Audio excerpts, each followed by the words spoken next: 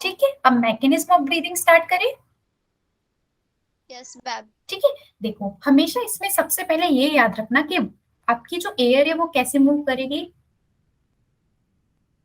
कैसे मूव करेगी, हाई से लो प्रेशर, है ना, ये याद रखना, ये बहुत इंपॉर्टेंट है। दैट मीन्स जो हमारी एयर मतलब हम इनहेल या एक्सहेल कर रहे हैं वो किसके बेसिस पे है, एक प्रेशर ग्रेडियंट, मतलब दो जगह में अगर डिफरेंट डिफरेंट प्रेशर होगा तो उससे बन जाता है प्रेशर ग्रेडियंट। प्रेशर ग्रेडियंट कहाँ कहाँ बनेगा, एटमॉस्फेयर और कहाँ, लंग्स। लंग्स में। ठीक है, अगर हाई यहाँ होगा और लो यहाँ होगा तो एयर यहाँ एंटर कर जाएगी, और अगर हाई यहाँ होगा और लो इधर होगा तो एयर ऐसे मूव करेगी। Clear? Yes ma'am. Yes ma'am. ठीक है, तो ये प्रेशर डिफरेंस क्या बोलता है कि फ्लो ऑफ गैस को बताएगा हाई से लो के टूवर्ड्स। ये क्लियर हुआ? Yes ma'am. प्रेशर ग्रेडियंट का मतलब समझ में आया, लंग्स और एटमॉस्फेयर में डिफरेंस प्रेशर है, कहीं जगह ज्यादा कहीं जगह कम। क्लियर? Yes ma'am. ठीक है, अब ये जो आपका lung exhale inhale pressure difference कैसे क्रिएट कर रहा है, with the help of very special muscles, intercostal muscles and diaphragm. ठीक है, ओके। Yes ma'am. ठीक है, अब देखते हैं कि डायफ्राम और इंटरकोस्टल मसल्स क्या होते हैं। ठीक है, तो जो आपका थॉरेक्स मतलब जो चेस्ट वाला रीजन है और उसके नीचे बिलो एब्डोमेन आता है, हेड थॉरेक्स एब्डोमेन ऐसे डिवीजन होता है। Yes ma'am. Yes ma'am. तो थोरेक्स और एब्डोमेन के बीच में एक डोम शेप की मस्कुलर पार्टीशन होती है जिसका नाम क्या होता है, डायफ्राम। ठीक है, कौन है डायफ्राम, पता चला? Yes ma'am. Yes ma'am. Muscular partition कहाँ पर प्रेजेंट है, between the thorax and optimum abdomen. Clear? Yes ma'am. ठीक है, डोम शेप का मतलब होता है कुछ ऐसा शेप जिसको हम क्या बोलेंगे, डोम शेप। Semi circle. क्या बोल रहे हो? Ma'am semi circle. हाँ, सेमी सर्कल बोल सकते हैं, मतलब ऐसे थोड़ा सा उठा होगा, है ना, पर आधा ही, आधा, ये पूरा हेमी सर्कल नहीं होगा, उससे कम भी हो सकता है, ये ऐसा भी हो सकता है, ऐसे भी हो सकता है ना, उसको हम डोम शेप बोलेंगे, जो थोड़ा सा रेस्ड है सेंटर में से। अब जो डायफ्राम रिलैक्स स्टेज में होता है वो कैसा होता है, डोम शेप का। रिलैक्स होगा तो ये कौन सा होगा, डोम शेप। मसल है, मतलब ये अगर मसल है तो कॉन्ट्रैक्ट और रिलैक्स करेगी, right? Yes ma'am. Yes ma'am. अब इसको हम कॉन्ट्रैक्ट करवाते हैं तो इसकी शेप में क्या चेंजेस आएंगे, जब ये कॉन्ट्रैक्ट होता है ना तो ये यहाँ से इसको धक्का लगता है या पुशिंग हुई तो क्या ये ऐसा फ्लैट स्ट्रक्चर बनाएगा, यस। है ना? तो आपको समझ में आया कि रिलैक्स होगा तो कौन सा शेप होगा और फ्लैट होगा तो, सॉरी, कॉन्ट्रैक्ट होगा तो कौन सा शेप होगा। Yes ma'am. सबको ये बातें क्लियर है, सबको क्लियर? आगे बढ़े, इंटरकोस्टल मसल्स बताओ। Yes ma'am. Yes ma'am. अच्छा, अब जो आपका लंग्स है वो कहाँ लोकेटेड होता है, इनसाइड योर रिब्स, उसको हर तरफ से रिब्स कवर करती यस मैम। है ना। सपोज ये लंग्स है तो उसके ऊपर ऐसी ऐसी छोटी छोटी रिब्स होती है, 12 pair of ribs, right, yes ma'am. है ना। फिर बाकी जो हमारा लंग्स है, अगर सपोज कोई किसी को एकदम चेस्ट पे मारता है तो पहले रिब्स क्या करेगी, प्रोटेक्ट करेगी किसको, लंग्स को। अगर लंग्स डैमेज हो जाएगा तो इंसान वही मर जाएगा, पर उसको प्रोटेक्शन करने के लिए कौन प्रेजेंट है यहाँ पर, रिब्स। और रिब्स एक जाल लाइक स्ट्रक्चर बनाती है, केज लाइक स्ट्रक्चर बनाती है, इसको बोल, इसलिए हम इसको क्या बोलते हैं, rib cage. Clear? Yes ma'am. ठीक है, यस मैम।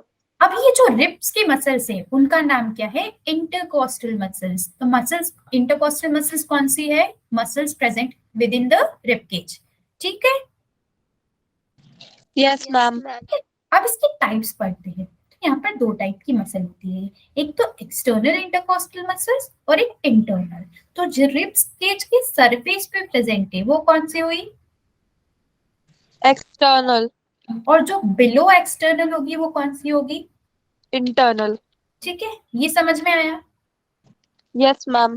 क्या ये मसल वाला पार्ट क्लियर है? Yes ma'am. Yes ma'am. अब बात करते हैं मैकेनिज्म ऑफ ब्रीदिंग। तो हम एक बार अगर सांस लेते हैं तो क्या क्या होता है, इनहेल एंड एक्सेल, यही दो एक्टिविटी होती है, क्या इसके अलावा और कुछ होता है?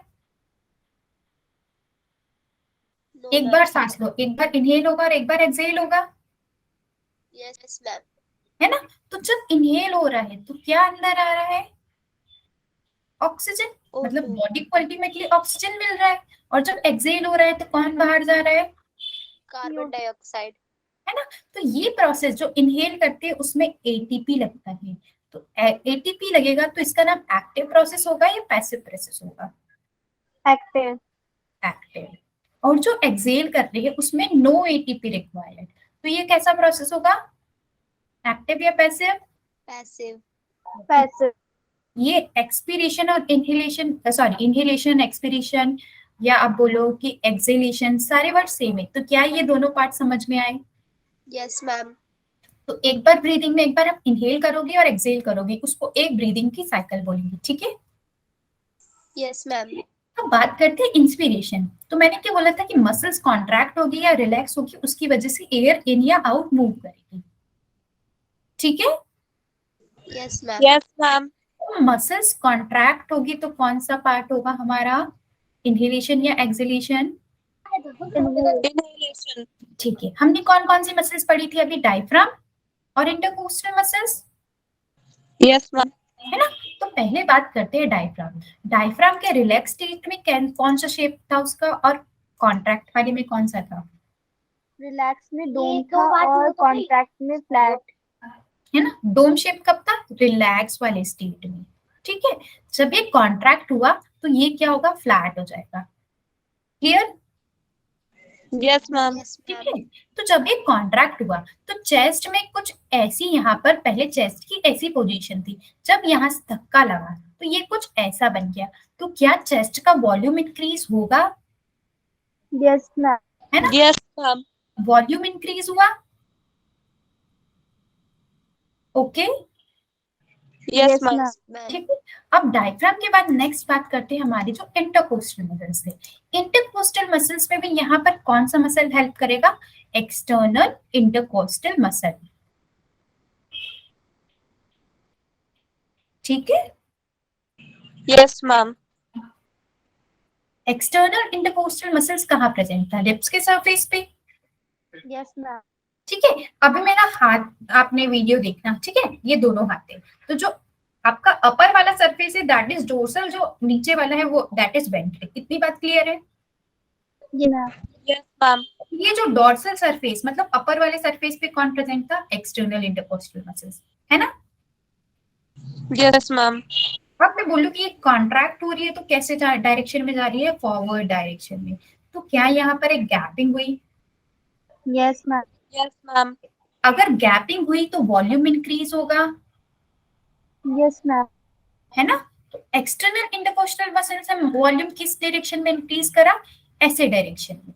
और डायफ्राम में किसने करा? ऐसे डायरेक्शन में। तो क्या ओवरऑल चेस्ट एक्सपांड हो जाएगी? Yes, ma'am. तो क्या पूरे ओवरऑल चेस्ट की वॉल्यूम इंक्रीज हो जाएगी? Yes, ma'am. Yes, ma'am. है ना? दोनों डायरेक्शन में तो बहुत ज्यादा वॉल्यूम। अगर चेस्ट की वॉल्यूम में अगर कोई चेंज आया तो क्या लंग की वॉल्यूम में चेंज आएगा? Yes, ma'am. क्योंकि लंग्स कहाँ लोकेटेड है? चेस्ट के अंदर, Cavity. है ना? अब ये जो वॉल्यूम इंक्रीज होगा तो ऑब्वियसली प्रेशर तो डिक्रीज हो जाएगा ना। अगर जगह ज्यादा हो जाएगी तो ऑब्वियसली प्रेशर वहां पर कम होगा, Yes, ma'am. है ना? तो देखो यहाँ पर क्या हुआ? वॉल्यूम इंक्रीज हुई और प्रेशर डिक्रीज हुआ, ठीक है? ओके? Yes, ma'am.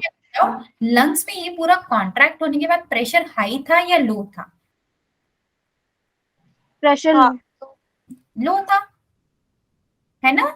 देखो यहाँ पर इतना वॉल्यूम बढ़ गया तो प्रेशर कम हो गया, दैट मीन्स यहाँ लो प्रेशर है, right? Yes, ma'am. Yes, ma'am. Atmosphere में हाई प्रेशर है तो एयर कहाँ से कहाँ मूव करेगी मुझे बताओ? High to low. That means मैं सब। Atmosphere से lung. तो क्या ये प्रोसेस इनहेल वाला हुआ? एयर अंदर Yes, जाएगी। तो क्या ये समझ में आया इनहेलेशन कैसे होता है? Yes, ma'am. ठीक है। तो जैसे डायफ्राम कॉन्ट्रैक्ट हुआ तो उसका शेप कैसा हो जाएगा? Flat. और जब ये फ्लैट हो जाएगा तो इस डायरेक्शन में क्या बढ़ाएगा, वॉल्यूम, Yes, है ना। ma'am. अब बात करते हैं एक्सटर्नल इंटरकोस्टल, तो ये डॉर्सल सरफेस पे प्रेजेंट थी। रिब्स पता है, स्टर्नम नहीं पता होगा ना आपको क्या होता है। मैम जो रिब्स के आगे वाला जो जॉइंट होता हाँ, है, फ्रंट के चेस्ट के फ्रंट में जो बोन प्रेजेंट होती है उसका नाम है स्टर्नम, और स्टर्नम से कौन कनेक्टेड होती है, रिब्स। तो रिब्स और स्टर्नम सब एक साथ मूव करेंगे, तो कुछ इस डायरेक्शन में और इस डायरेक्शन में यहाँ पर क्या हो जाएगा, वॉल्यूम इंक्रीज हो जाएगा। yes मैम, तो ओवरऑल चेस्ट का वॉल्यूम इंक्रीज हो जाएगा। yes मैम, वॉल्यूम इंक्रीज होगा तो प्रेशर डिक्रीज होगा। yes मैम, ये हुआ चेस्ट में, तो वो किसको रिफ्लेक्ट होगा, लंग्स लंग्स को, को। तो लंग्स का वॉल्यूम भी इंक्रीज हो जाएगा, yes मैम, और प्रेशर डिक्रीज, प्रेशर डिक्रीज हो जाएगा। तो एयर कहाँ मूव करेगी, एटमॉस्फेयर से, आउटसाइड, एटमॉस्फेयर से लंग्स। ये समझ गए, समझ गए ये वाला part. yes ma'am, Yes, ma'am. Confusion है क्या, no मैम, ठीक है। अब एक्सपीरेशन पढ़े। Yes, ma'am. अब मुझे बताओ, अभी कॉन्ट्रैक्ट हुई थी मसल या रिलैक्स हुई थी इनहेलेशन वाले में। मैम इनहेलेशन वाले में कॉन्ट्रैक्ट, अब ये मसल क्या होगी, रिलैक्स, ऑपोजिट, रिलैक्स, पूरा उल्टा पड़ना है। अब मुझे ये बताओ कि जब हमारा डायफ्राम रिलैक्स है, ये वाला स्टेज कौन सा है, फ्लैट फ्लैट वाला कौन से टाइम में होता है डायफ्राम का, कॉन्ट्रैक्ट या रिलैक्स में, कॉन्ट्रैक्ट, है ना, कॉन्ट्रैक्ट में। तो यहाँ पर आपका डायफ्राम क्या है, कॉन्ट्रैक्ट, किसके बाद, इनहेलेशन के बाद।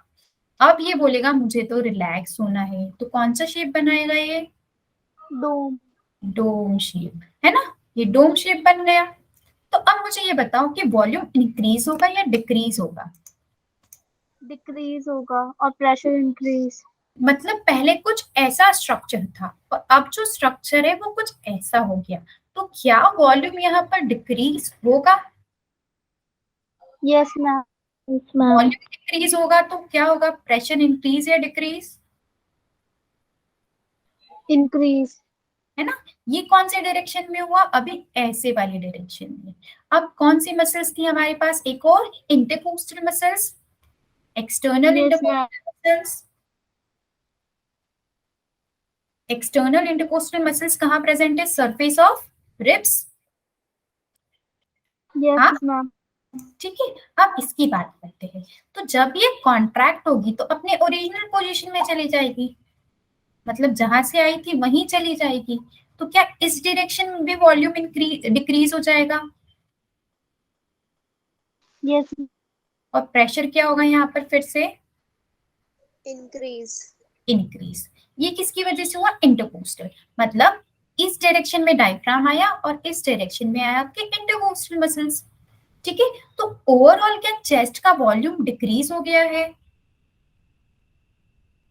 वॉल्यूम यस मैम, हो गया है, और प्रेशर इसकी वजह से क्या हो जाएगा, इंक्रीज, ऑपोजिट होता है वॉल्यूम और प्रेशर। अब ये अगर चेस्ट में हुआ है तो क्या वो लंग्स में भी रिफ्लेक्ट करेगा, यस, है ना। तो अब मुझे बताओ कि एटमॉस्फेयर और लंग्स दोनों में प्रेशर बताओ, लो कहाँ है और हाई कहाँ है, एटमॉस्फेयर में लो और लंग्स में हाई, तो एयर कहाँ मूव करेगी, लंग्स टू एटमॉस्फेयर या atmosphere to lungs, lungs to atmosphere, है ना। मतलब एयर अब क्या हो जाएगी, एक्सेल या इनहेल। एक्सेल, तो क्या ये वाला प्रोसेस भी समझ में आया यस मैम, सबको, Yes, ma'am. है ना आपको, डिड आई ना लेफ्ट, यस मैम, ओके। तो यहाँ पर मसल्स रिलैक्स हो गई, तो डायफ्राम और इंटरकोस्टल मसल्स रिलैक्स हो गई, तो चेस्ट अपनी ओरिजिनल पोजीशन में आ गया, ओरिजिनल पोजीशन में आया तो उसकी वॉल्यूम डिक्रीज हुई, ठीक है, और प्रेशर वहां पर इंक्रीज हो गया। ये कहाँ रिफ्लेक्ट हुआ, पल्मोनरी वॉल्यूम, मतलब किसकी बात कर रहे हैं हम यहाँ पर, लंग्स, है ना। लंग्स की वॉल्यूम डिक्रीज हुई, प्रेशर इंक्रीज हो गया, इसीलिए एयर बाहर चली गई। ये बात क्लियर हुई। यस मैम, बात करते हैं फोर्सफुल एक्सपीरेशन की। अभी आप नॉर्मली रेस्ट पे बैठे हो तो ऑटोमेटिकली हो रहा है, नॉर्मल तरीके से हो रहा है। अब मैं आपको बोलूं कि अब जितना हो सकता है उतना ट्राई करो पूरी एयर को बाहर निकालने का, तो उस कंडीशन को हम बोलेंगे फोर्सफुल एक्सपीडिशन। क्या इतनी बात क्लियर है? Yes ma'am. अच्छा, थॉरेक्स के नीचे कौन सा रीजन था? एब्डोमेन। और इन दोनों के बीच में कौन प्रेजेंट था? डायफ्राम। डायफ्राम था। ठीक है, अब ये डायफ्राम की मसल तो काम ही कर रही थी। अब जब आपने पूरा जोर लगाया तो एब्डोमेन की मसल ने भी क्या करा? एब्डोमेन की मसल ने भी क्या करा? पूरा जोर लगाया, मतलब इसने वॉल्यूम को और क्या करा? डिक्रीज करा। ठीक है, यस मैम। है ना? तो मसल्स देखो, अब एक बार पूरे जोर लगाओ कि पूरा आपका जो आप जितनी अमाउंट ऑफ एयर बाहर निकाल सकते हो खुद से करके देखो, तो क्या आपका पेट भी अंदर चले जाता है? यस हुआ? मैम। क्यों हुआ? क्योंकि एब्डोमेन्स की मसल्स भी क्या हो गई? कॉन्ट्रैक्ट हो गई। और इसके अलावा कौन थी? इंटरनल इंटरकोस्टल मसल्स, उसने भी क्या करा? कॉन्ट्रैक्ट करा। तो पूरी इतनी सी जगह बची, है ना? मतलब पूरी यस एयर मैम। नहीं। तो जब फोर्सफुल एक्सपीरेशन करते हैं तो उसमें जो एब्डोमिनल मसल्स और इंटरनल मसल कॉन्ट्रैक्ट करते हैं, पर अगर नॉर्मल की बात करें तो सिर्फ डायफ्राम और एक्सटर्नल इंटरकोस्टल मसल्स काम करेंगे। क्या ये बात क्लियर है यस मैम। सबको? Yes ma'am. इंस्पिरेशन कैसा प्रोसेस है, एक्टिव या पैसिव? इंस्पिरेशन में एक्टिव। एक्टिव है ना, यहाँ पर एटीपी लगेगा। तो देखो हमारे पास एक्सटर्नल इंटरकोस्टल मसल्स और डायफ्राम, ये दो मसल्स थे, इन्होंने ने जब कॉन्ट्रैक्ट करा तो क्या हुआ था? वॉल्यूम क्या हो गया था? इंक्रीज। तो प्रेशर क्या हो गया था? डिक्रीज। डिक्रीज। ठीक है, डायफ्राम ने ऐसे इस डायरेक्शन में वॉल्यूम इंक्रीज करी और एक्सटर्नल इंटरकोस्टल मसल्स ने ऐसी। इसीलिए क्या हो गया आपका? एयर कहां से कहां मूव होगी इंस्पिरेशन में? Atmosphere to lungs. लंग्स। ठीक है, अब एक्सपीरेशन की बात करें तो जो आपके एक्सटर्नल इंटरकोस्टल मसल्स थे और डायफ्राम, ये दोनों रिलैक्स कर गए, तो अब चेस्ट का ओरिजिनल वॉल्यूम वापस आ जाएगा। Yes ma'am. तो वॉल्यूम यहाँ पर क्या हो गया? डिक्रीज हो गया। डोम शेप का ऑर्गन था, कुछ ऐसा हो गया, है ना? वापस अपने ओरिजिनल शेप में आ गया। तो वॉल्यूम इंक्रीज हुई तो प्रेशर क्या हुआ? डिक्रीज। इंक्रीज होगा ना, volume decrease pressure increase, opposite. Yes ma'am. तो एयर क्या हो जाएगी? अब एटमॉस्फेयर को चली जाएगी। तो यहाँ से धक्का लगाया किसने? एक्सटर्नल इंटरकोस्टल से, और यहाँ से लगाया डायफ्राम ने। तो क्या ये सारी बातें समझ में आई? Expiration inspiration. Yes ma'am. ठीक है, तो क्या आप ये वाला पार्ट पढ़ लोगे, डिफरेंस दोनों के? Yes ma'am. आप लोग पढ़ लोगे ये? Yes ma'am. नेक्स्ट पार्ट पढ़ते हैं। हाँ, मैम ये क्या चीज है? वही बता रही हूँ मैं। स्पाइरोमेट्री एक फंक्शन है। देखो एयर का कुछ ना कुछ अमाउंट अंदर आता होगा ना जब इनहेल करते होंगे, यस मैम। क्या हमको उसको मेजर कर सकते हैं? उस मेजर करने के लिए एक डिवाइस होता है स्पाइरोमीटर। ये क्या है? एक स्पाइरोमीटर है। ठीक है, ओके। Yes ma'am. क्या मेजर करेगा? ये एयर की वॉल्यूम को, कितना अंदर आ रहा है बाहर जा रहा है, उसको मेजर करने का जो डिवाइस है उसका नाम बोलेंगे स्पाइरोमीटर, और इस टेक्निक को बोलेंगे स्पाइरोमेट्री। क्लियर? Yes ma'am. मतलब ये क्या टेस्ट करेगी? लंग्स के फंक्शन को। अगर लंग्स सही साथ काम कर रहा है तो उसमें नॉर्मल जो वॉल्यूम से वही आएगी, पर अगर उसमें कुछ डैमेज हो गया तो उसको पता है, यहाँ से हम डिटेक्ट कर सकते हैं कि लंग्स डैमेज है, अगर नॉर्मल वॉल्यूम से कम Yes. रेट आया तो ये लंग्स को टेस्ट करने का एक फंक्शन। ये क्या है कि जो volume of air involve in breathing, मतलब जो एक्सपीरेशन और इंस्पिरेशन में आ रहा है उसको मेजर करने का काम करेगा। क्लियर? Yes ma'am. ये 3 बॉल कौन सी है? हाँ मैं वही बता रही हूँ। इसमें क्या होता है, ये क्या होता है? Mouthpiece. इसमें जो भी इंडिविजुअल को मेजर करना है वो उसको इंसर्ट करेगा, फिर एक्सेल करेगा और इनहेल करेगा। तो यहाँ पर क्या होती है? कैलिब्रेशन होती है। कैलिब्रेशन का मतलब मार्किंग्स, की यहाँ पर लिखा हुआ 500, 1000, 2000 एंड सो ऑन। यहाँ पर क्या हुई? कैलिब्रेशन। तो जैसे ही वो एक्सेल या इनहेल करेगा तो ये बॉल्स कहाँ मूव करेगी? अप, है ना? Yes ma'am. जैसे ही उसने अप करा तो अगर वो 2000 तक गई तो एयर का वॉल्यूम कितना हुआ? 2000, 2000। है ना? तो ये इन सबको मेजर करने के लिए है कि वॉल्यूम कितना जा रहा है। ठीक है, Yes, ma'am. अभी क्लियर है सबको स्पाइरोमेट्री क्या होता है? Yes, ma'am. ठीक है, अब वॉल्यूम्स पढ़ ले, बहुत छोटा सा पार्ट है। Okay, Yes, ma'am. अब बात करते हैं वॉल्यूम और कैपेसिटी की। पहले हम इन दोनों टर्म्स में डिफरेंस देख लेते हैं कि एग्जैक्टली वॉल्यूम क्या होता है और कैपेसिटी होता है। अब मैं आपको बोल रही हूँ कि एक कंटेनर है जो 5 लीटर वाटर या 5 लीटर किसी भी का मैक्सिमम यहाँ पर ये होल्ड कर सकता है, तो क्या ये इसकी कैपेसिटी होगी या वॉल्यूम होगी? Capacity. कैपेसिटी होगी। ठीक है, अब मैं आपको ये बोल रही हूँ कि इसमें आप सिर्फ जो भी सब्सटेंस डालना है सिर्फ वो 2 लीटर डालो, तो अब ये क्या होगा, वॉल्यूम या कैपेसिटी? Volume. तो क्या इन दोनों टर्म्स में आपको डिफरेंस क्लियर है? Yes, ma'am. सभी को क्लियर है? Yes, ma'am.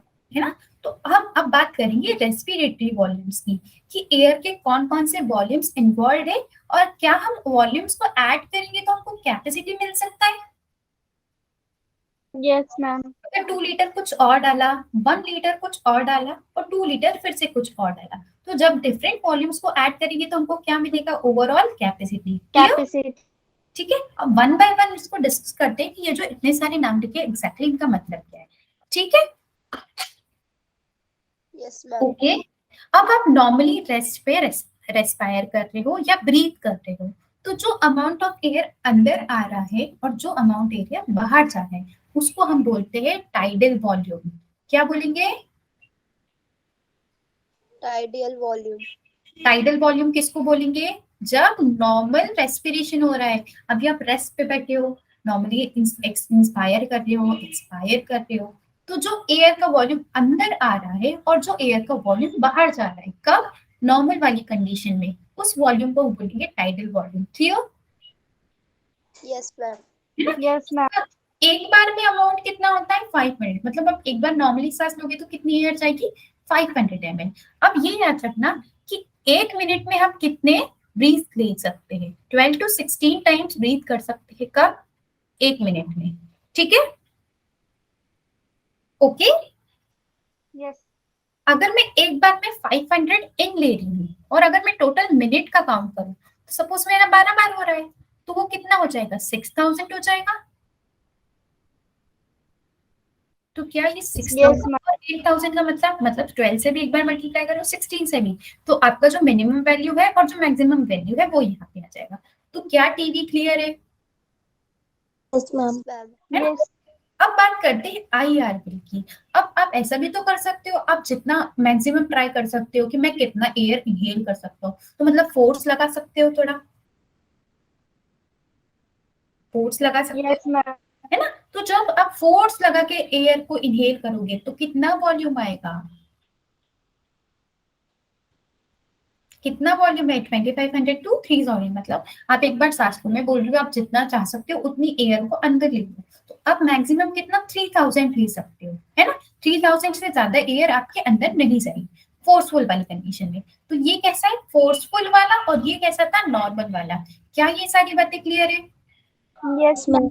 ठीक है, अब सिमिलरली मैं आपको बोल रही हूँ कि एक्सपायर करो या एक्सेल करो, जितना आपके में दम है पूरा एक्सेल करने की कोशिश करो, तो वो कंडीशन कौन सी हो जाएगी? फोर्सफुल एक्सपीरेशन वाली। तो उसमें जो एयर का वॉल्यूम होता है दैट इज 1000 to 1100 ml। क्या ये पॉइंट भी क्लियर है? Yes, ma'am. ठीक है, अब आगे बढ़ते हैं। अब बात करते हैं रेसिडुअल वॉल्यूम की। ठीक है, ये हमारे लंग है। ठीक है, इसमें कुछ ना कुछ एयर का वॉल्यूम प्रेजेंट होगा, है ना? Yes, ma'am. ठीक है, तो क्या आप फोर्सफुल एक्सपीरेशन करते हो तो पूरा एयर का एयर अमाउंट, मतलब पूरी एयर बाहर जाती है क्या? क्यों? No, ma'am. अगर सपोज आपने क्या हुआ कि आपके जो लंग है उससे पूरी एयर बाहर निकल गई, तो वहां पर उनकी लंग्स की वॉल चिपक जाएंगी, लंग्स कोलैप्स हो जाएंगे। Yes, ma'am. अगर लंग्स कोलैप्स हो गए तो क्या आपका ब्रीदिंग ही हमेशा के लिए खत्म हो जाएगा? डेड हो जाओगे, डेड हो जाएगा जो भी इंडिविजुअल के लंग्स कोलैप्स हुए, है ना? Yes, ma'am. है ना? तो कभी ऐसा होता है क्या? आप कितनी भी कोशिश कर लो, कुछ ना, आपके लंग्स तो कोलैप्स नहीं होते ना? क्यों Yes. नहीं होते? क्योंकि यहाँ पर कुछ अमाउंट एयर का हमेशा प्रेजेंट रहेगा। जो लेफ्ट आउट एयर है, जो हमेशा प्रेजेंट रहेगा, उसको बोलेंगे हम रेसिडुअल वॉल्यूम। तब आप फोर्सफुल एक्सपिरेशन कर रहे हो, आप पूरी ताकत लगा रहे हो और आपने एयर को बाहर निकाल दिया, पर उसके बाद भी कुछ एयर का अमाउंट लंग्स के अंदर प्रेजेंट है, उसको क्या बोलेंगे, रेसिडुअल वॉल्यूम। क्या ये पॉइंट क्लियर है? Yes, ma'am. ठीक है, इसका अमाउंट है 1100 to 1200 ml, है ना। अब बात करें कैपेसिटीज की गाइस। Yes ma'am. अब कैपेसिटी क्या बोला था मैंने, जब वॉल्यूम्स को ऐड करोगे तो हमको क्या मिलेगी, कैपेसिटी, Yes, ma'am. है ना। तो देखो हम इंस्पिरेटरी कैपेसिटी निकालेंगे, मतलब एक तो हमने देखा था टीवी और एक देखा था आईआर। अगर आपने नॉर्मल रेस्पिरेशन करा है तो आपके अंदर कौन सा वॉल्यूम आएगा, टीवी, और अगर फोर्सफुल करा है तो कौन सा आएगा, आईआरवी। क्या ये दोनों बात क्लियर है? Yes ma'am. मैक्सिमम या तो आप टीवी या आईआरवी दोनों ले सकते हो, क्या इसके अलावा कोई और वॉल्यूम ऑफ एयर है जो अंदर आ सकता है? No ma'am. तो क्या इससे मैं इंस्पिरेशन की कैपेसिटी निकाल सकती हूँ? इनहेल से Yes, ma'am. नहीं सकती, इससे ज्यादा नहीं हो सकती, तो वो क्या होगा, हमारा इंस्पिरेटरी कैपेसिटी। क्लियर हुआ? Yes Yes, ma'am. ma'am. देखो टीवी का कितना था, 500 ml, और जो आईआरवी थी दैट इज 2500 ml। तो जब हम दोनों को ऐड करेंगे तो कितना मिल जाएगा, 3000 ml, और ये क्या आ जाएगा, हमारा आईसी। ठीक है, ओके। Yes ma'am. ठीक है, नेक्स्ट बात करें एक्सपीरियंट कैपेसिटी। अब मतलब आप कितनी वॉल्यूम एयर को बाहर निकाल सकती हो। टीवी नॉर्मल एक्सपीरेशन में बाहर निकल रहा था, यस मैम। है ना, और ईआरवी कब निकल रहा था, कौन सी कंडीशन में, फोर्सफुल एक्सपिरेशन। मतलब आप मैक्सिमम एयर को कितनी बाहर निकाल सकते हो, that will be your expiratory capacity. TV कितना होता है, 500, और ये कितना होता है, ईआरवी, दैट इज अराउंड 1100। तो जब हम इनको 11 मतलब 1000 से 1100 होता है मिनिमम वैल्यू की बात करें, तो it would be coming around 1500 ml। क्या ये पॉइंट क्लियर है? Yes ma'am. ठीक है, आरवी भी समझ में आया था ना? Yes, ma'am. अब फंक्शनल रेसिडुअल कैपेसिटी की बात करते हैं, तो ये आपके लंग है। अब मुझे ये बताओ, यहाँ पर जो लेफ्ट आउट वॉल्यूम, जो हमेशा एयर प्रेजेंट रहेगी, वो कौन सी वॉल्यूम थी, रिजाइड आरवी। रेसिडुअल वॉल्यूम, है ना। इसके अलावा फोर्सफुल वाली में आप कौन सी एयर को बाहर निकाल रहे थे, जब फोर्सफुल एक्सपीरेशन कर रहे थे तो ईआरवी को बाहर निकाल रहे थे, यस। है ना। Yes, ma'am. नॉर्मली तो टीवी बाहर निकल रहा था, पर आप जोर लगा रहे तो ईआरवी बाहर निकल रहा था। ठीक है, तो जब हम इन दोनों को ऐड कर देंगे तो क्या आ जाएगा हमारे पास, FRC, that is functional residual capacity. क्या ये बात भी क्लियर है? Yes, ma'am. Yes, Yes, normal ma'am. कौन बाहर चले जाएगा, TV out, tidal volume out, but उसके बाद ये दोनों तो बचे हुए हैं। तो जो वॉल्यूम ऑफ एयर लंग्स में बचती है आफ्टर नॉर्मल एक्सेलेरेशन, उसको हम बोलेंगे एफआरसी। क्या ये वाली पॉइंट भी क्लियर है? सॉरी, क्लियर है ये वाला? यस। Yes, ma'am. ठीक है, अब बात करते हैं वाइटल कैपेसिटी की। तो आप क्या करो, मैक्सिमम इंस्पिरेशन करो और उसके बाद मैक्सिमम एक्सपिरेशन करो, तो जो वॉल्यूम ऑफ एयर इसमें इन्वॉल्व है वो होगा वाइटल कैपेसिटी। क्लियर? ये फिर से बताओ। Ma'am repeat.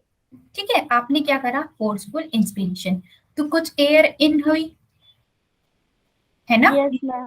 फिर मैंने आपको बोला कि आप फोर्सफुल एक्सपीरेशन करो, कुछ एयर आउट हुई, आउट हो यस मैम। गई। तो इसमें टोटल कितना वॉल्यूम इंक्लूड है, इसको हम बोलेंगे वाइटल कैपेसिटी। अभी क्लियर हुआ? Yes ma'am. That means ERV और आईआरवी किसकी वजह से हुआ, फोर्स लगाने की वजह से। यस। और टीवी कौन से केस में होता है, नॉर्मल। नॉर्मल। सबको जब ऐड करेंगे तो हमको क्या मिलेगा, वाइटल कैपेसिटी। क्लियर? क्लियर है? Yes ma'am. ठीक है, अब लास्ट आती है हमारे पास TLC. What is TLC? Total amount of air that lung can hold, मतलब आपके लंग्स की कितनी कैपेसिटी है। मैंने बोला था आपको एक कंटेनर दिया था, उसकी कैपेसिटी बताई थी 5 लीटर। 5 लीटर से ज्यादा वहां पर कुछ सब्सटेंस आ नहीं सकता है। ऐसे ही हम हमारे लंग की बात करेंगे कि लंग्स के अंदर टोटल कितनी वॉल्यूम हो सकती है, तो उसको हम बोलेंगे टीएलसी। अभी क्लियर हुआ? यस। है ना, मतलब लंग्स कितना एयर को होल्ड कर सकते हैं, total amount of air that lung can hold. will be your TLC. ठीक है? Okay guys? Yes, ma'am. Yes, ठीक। तो आरवी क्या था? रेसिडुअल वॉल्यूम जो हमेशा प्रेजेंट था। ईआरवी किसकी वजह से प्रेजेंट था? फोर्स नहीं लगाने की वजह से। टीवी कब था हमारा? नॉर्मल वाले केस में। और आईआरवी फोर्सफुल इंस्पिरेशन। तो जब हम इन सबको ऐड करेंगे तो हमारे पास क्या आ जाएगा? टीएलसी। ठीक है? ठीक Yes, है? ma'am. और क्या हमने ईआरवी, टीवी और आईआरवी को ऐड करा था तो हमारे पास वाइटल कैपेसिटी आई थी, Yes, ma'am. है ना? तो वाइटल कैपेसिटी प्लस आरवी भी करूंगी तो मेरे पास वापस टीएलसी आ जाएगा। ठीक है? yes, ma'am. तो एक लंग हमारा नॉर्मल हेल्दी लंग कितनी एयर को होल्ड कर सकता है? 5000 to 6000 ml. Is this clear to everyone? Yes, ma'am. Yes, ma'am. तो क्या ये चार्ट आपको समझ में आ जाएगा? मैं आपसे पूछूंगी तो आप मुझे बता दोगे कि Yes, ma'am. ठीक। अब मुझे ये बताओ, टीवी कब क्या हो रहा था? टीवी कौन सा वॉल्यूम था? Normal. Ma'am, normal. normal exhalation और inspiration. दोनों में इन्वॉल्व था। ठीक है। आईआरवी कब आया था? मैम फोर्सफुल जब इंस्पायर किया था, और ईआरवी? जब फोर्सफुल Full एक्सपेल किया था। inspired. और what is residual volume? Amount of जितनी gas air that left out. Left out volume जो हमेशा लंग के अंदर प्रेजेंट रहेगा। लंग्स के पास ये वॉल्यूम हमेशा प्रेजेंट रहेगा। कौन सा? Residual volume. ठीक है? ठीक है? Yes, ma'am. इंस्पिरेटरी कैपेसिटी क्या होता है? टीवी प्लस आईआरवी, मतलब इन कितनी हो सकती है? एआरवी, है ना? Yes, ma'am. एफआरसी क्या होता है? ERV plus RV। Yes, very good. ERV plus RV, मतलब नॉर्मल आप एक्सपायर कर रहे हो तो उसके बाद आपके लंग में कितने अमाउंट ऑफ एयर प्रेजेंट है, that is your functional residual capacity. What is vital capacity? What is, ERV IRV TV। मतलब हम फोर्सफुल वाली कंडीशंस को और नॉर्मल वाली कंडीशंस को ऐड कर देंगे तो जो वॉल्यूम ऑफ एयर हमको मिलेगा that is vital capacity. Clear? Yes, ma'am. What is TLC? सारी मैम सारी वॉल्यूम का सम। All add up. That means ERV को, आरवी को, आईआरवी और टीवी, क्या इन तीनों को ऐड करके मुझे टीएलसी मिल जाएगा? Yes ma'am. और दूसरा फॉर्मूला क्या है? VC plus IRV। RV residual volume, है ना? वीसी में आपका आईआरवी ऑलरेडी आ गया है। जब हम इन तीनों को ऐड किया था तो हमको क्या मिला था? वीसी। ये देखो, ईआरवी, आईआरवी और टीवी को, और जब से यहाँ बचा आरवी, इसलिए आरवी को फिर से ऐड कर दिया तो हमको टोटल लंग्स कैपेसिटी मिल गई। ठीक है? Yes ma'am. ठीक है, ये लास्ट पार्ट है आज के क्लास का। उसके बाद हम लोग नेक्स्ट क्लास में डिस्कस करेंगे। ओके? पीडीएफ चाहिए या वर्ड में भी चलेगा आपको नोट्स का? मैम रिपीट करना, आपने क्या बोला? मतलब एना ने लिखा है इसका पीडीएफ चाहिए या वर्ड वाला डॉक्यूमेंट भी चल जाएगा आपको? मैम वर्ड वाला भी चल जाएगा। वर्ड वाला भी चल जाएगा ना? हाँ, मैं आपको इसका, मैंने सारे लेक्चर्स के भेजे हैं ना अभी तक, यस मैम। है ना? ये वाला भी मैं भी थोड़ी देर में भेज दूंगी, ठीक है, प्रिपेयर करके। मैम उसमें आपने जो भी फॉर्मूले लिखवाए वो होंगे ना लिखे हुए? हाँ, वो एज इट इज होगा। जो मैंने अभी यहाँ लिखा है ना वो वहां पे भी मिलेगा। मैं बस इसको ही क्रॉप करके वापस एक पीडीएफ बना लूंगी, ठीक है? अब बात करते हैं नोज से लेके ब्रोंकियोल्स। तो मुझे ये बताओ कौन सा जोन था ये? कंडक्टिंग। Conduction zone. क्या यहाँ पर एयर एक्सचेंज हो रहा था? नो मैम, एयर ट्रांसपोर्ट हो रहा था। ट्रांसपोर्ट हो रहा था। और ब्रोंकियोल्स के बाद कौन सा पार्ट आता है? एक्सचेंज वाला पार्ट। कौन सा? क्या नाम है उसका? एल्वियोलाई। Yes ma'am. तो आप मुझे ये बताओ कि नोज से लेके ब्रोंकियल तक क्या एयर ने पार्टिसिपेट किया था एक्सचेंज प्रोसेस में? No ma'am. नहीं किया था। तो ये जो वाला एयर का अमाउंट है नोज से ब्रोंकियोल के प्रेजेंट, बीच में प्रेजेंट, उसको हम क्या बोलेंगे? Dead air volume. Dead air volume समझ में आया? मैम इसको डेड क्यों कहा गया? क्योंकि ये पार्टिसिपेट नहीं कर रही है एक्सचेंज में। हमारा लंग्स का काम मतलब सॉरी हमें एयर इन करके मतलब मेन काम क्या करवाना है, ऑक्सीजन डिलीवर करना। पर क्या इस पार्ट में कोई डिलीवर कराया है कहीं किसी ने कहीं ऑक्सीजन? No ma'am. तो इसलिए उसका नाम होता है dead air volume. Air that does not participate in, जल्दी बताओ, एक्सचेंज। है ना, उसको हम क्या बोलेंगे? Dead space. है ना, डेड एयर वॉल्यूम। और जो नोज से लेके ब्रोंकियल का रीजन है उस पूरे पार्ट को हम क्या बोलते हैं, dead space. Clear guys, clear है? Yes ma'am. तो यस मैम। ये वाले पॉइंट समझ में आ गए? Yes ma'am. ये सब कुछ समझ में आया? Yes, ma'am. ये ग्राफ भी समझ जाओगे अब आप। Yes, ma'am. वो जो हमने कैपेसिटीज पढ़ी और हमने जो वॉल्यूम्स पढ़ी उसका हमने ग्राफ बनाया, तो ये ग्राफ हमारे पास बन के आया। ठीक है, तो ये आपके लिए मैंने रिकेप के लिए यहाँ पर डाला है कि ताकि सारी वैल्यूज आपको एक साथ मिल जाए। तो यहाँ तक हमारा कंप्लीट हो चुका है, ये कैपेसिटीज है और ये वॉल्यूम्स है। ठीक है, यस मैम। एक बार ब्रीथ करोगे तो उसमें कौन कौन से प्रोसेस इन्वॉल्व होंगे? इनहेल और इंस्पिरेशन और है ना, इनहेल और एक्सेल। तो रेस्पिरेटरी साइकिल किसका बनेगा? एक साइकिल क्या होगा, एक साइकिल में इंस्पिरेशन होगा और एक्सपिरेशन होगा। नॉर्मल ब्रीदिंग रेट मैंने कितना बताया था, 1 मिनट में 12 से 16 बार। ठीक है, Yes, ma'am. और स्पायरोमीटर क्या था, एक डिवाइस जो इस वॉल्यूम ऑफ एयर को मेजर कर सकता है। ठीक है, Yes, ma'am. Okay, so that is what today guys. Next class में हम गैस एक्सचेंज से स्टार्ट कर देंगे। Okay, Okay, ma'am. Bye everyone, keep revising. मैं नोट्स थोड़ी देर में शेयर करती हूँ ना। Okay ma'am, Okay, bye.